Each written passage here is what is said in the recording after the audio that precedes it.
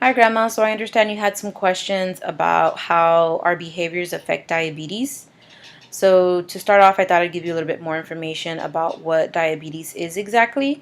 So diabetes is the chronic disease in which our body's ability to produce insulin and use it adequately to process glucose in our blood is compromised.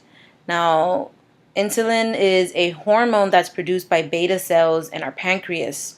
And that insulin is released into our blood and it processes that glucose. So, glucose is essentially sugar and it's energy, it's fuel for our bodies. But when we can't process it correctly, that sugar, it stays in the form of glucose and it accumulates in our blood. And that's really bad news all around for our health because it can damage nerves in our bodies, which can lead to loss of sensation in our extremities, which can later lead to amputations. It can block the small little blood vessels in our eyes, which can lead to blindness, and it can lead to a plethora of other pretty serious health conditions such as heart disease and like kidney disease. So I have a figure here that I can show you to give you a better idea about what that looks like in terms of the beta cells and the insulin.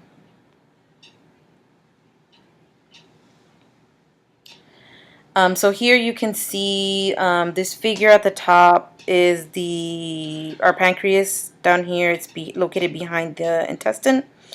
You can see the beta cell is the yellow circle with the pink sphere inside, and the top is the insulin. That bluish purple figure is the insulin. Now over here is over here is a zoomed in beta cell in the pancreas. As you can see, the beta cell is secreting the insulin to our bloodstream to process that glucose.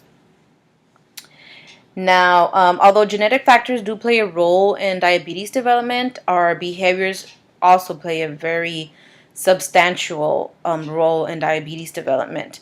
Specifically, our diet, so what we eat, what we put in our bodies, and our levels of physical activity, so whether we maintain a physically active lifestyle. So, obviously, our diets, if we consume diets high in fat and we don't burn off that fat, it leads to accumulation of fat and fat tissue in our bodies.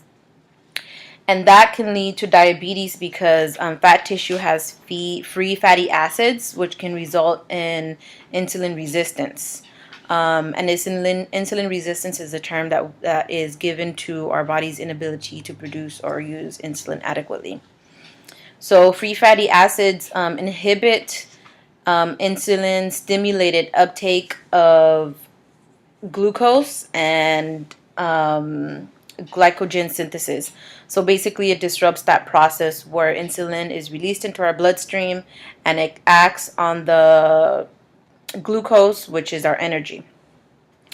And also fat tissue has macrophages. Macrophages are cells in our body that can have an inflammatory response and can damage cells' ability to use insulin to process glucose.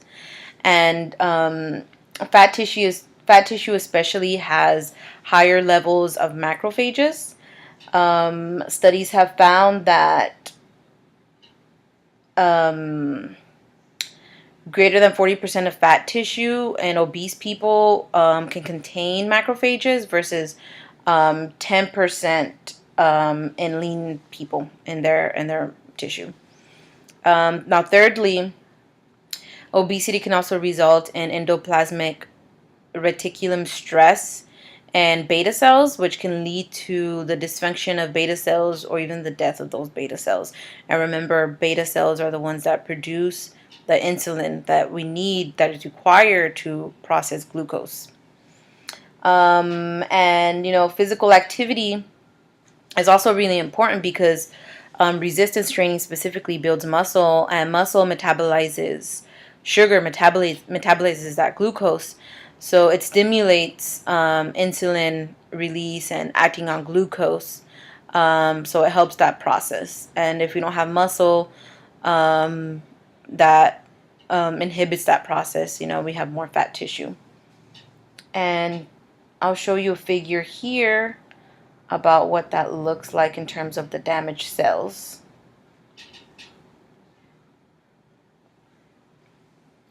So at the top you have a normal cell. You can see The red spheres are the glucose and the blue spheres are the insulin. Down here, this is the cell. Those black figures are the insulin receptors. And as you can see, it uses the insulin to bring in that glucose, activate those insulin receptors and bring in that glucose into the cell so that the cell can use it as energy. And the bottom, it's a similar picture, except you can see that some of those insulin receptors are damaged, so they can't bring in the glucose into the cell so that it can be processed for energy. So you can see the glucose stays in our bloodstream and it accumulates. And as I said earlier, that's pretty bad because it leads to very severe health complications. And studies have found that obesity, due to our behaviors, right, plays a major role in diabetes, and the stats are there to support it. For instance, 27% of people that are morbidly obese that have a body mass index of 40% or greater are diabetic. 15% of people that are in the obese range that have a BMI between 30 and 39.9 are diabetic. Now this compares to people, the 4% of people with a normal weight that are diabetic. So there is strong evidence there that obesity, which is caused and often due to our behaviors, plays a major role in diabetes development. So Grandma, I hope that gives you a better idea about how our behaviors affect diabetes, and we'll talk next week. Thank you.